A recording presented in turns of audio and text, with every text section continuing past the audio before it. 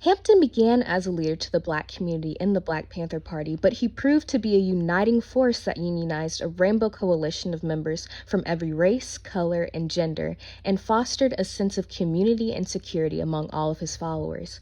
He inspired countless numbers of defenseless people and gave them that which was in short supply: power, which made him a threat to the FBI, specifically a target of then-director John Edgar Hoover, who said that the Black Panther Party was the greatest threat to internal security of the country. During this time, there was a general fear of Black nationalists, civil rights leaders, socialist, and leftist organizations that resembled communism, so much so that the FBI created the Counterintelligence Program.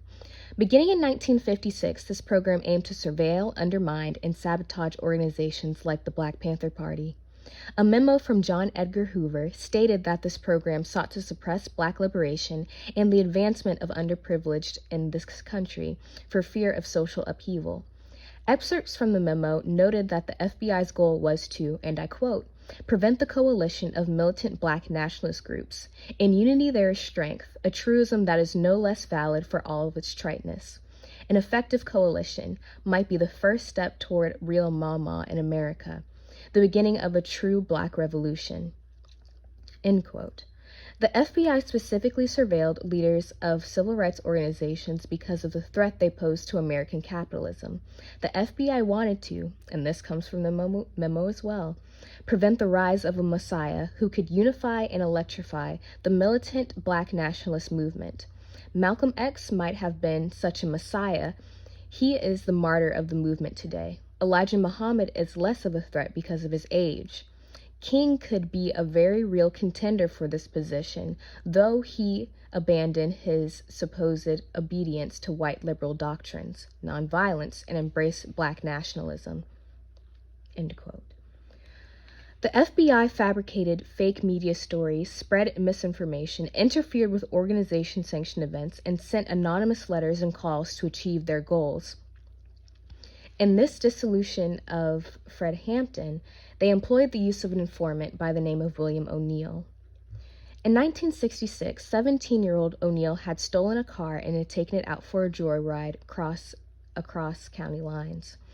He was given a plethora of charges and would spend an immense amount of time of his youth and his adulthood behind bars. To avoid spending his life in prison, the young and hopeless teenager accepted FBI agent Roy Martin Mitchell's shady proposal, and he agreed to be an informant for the FBI.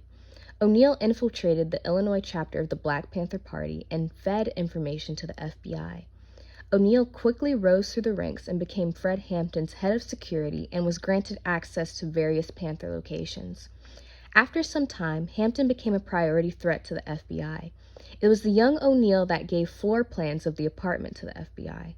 Later on in O'Neill's life, he said this. I just began to realize that the information that I had supplied leading up to that moment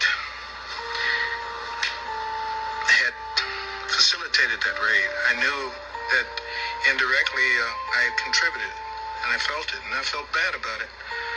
And then I got mad, and then I had to conceal those feelings, which made it worse. I couldn't say anything. I just had to continue to play the role. O'Neill was granted compensation and protection for his uniquely valuable services to the FBI. O'Neill carried the guilt of robbing a boy of his father and a movement of its leader.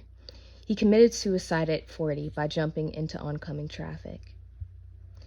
Authoritative organizations like the FBI manipulated, harassed, and coerced O'Neill into betraying his brother.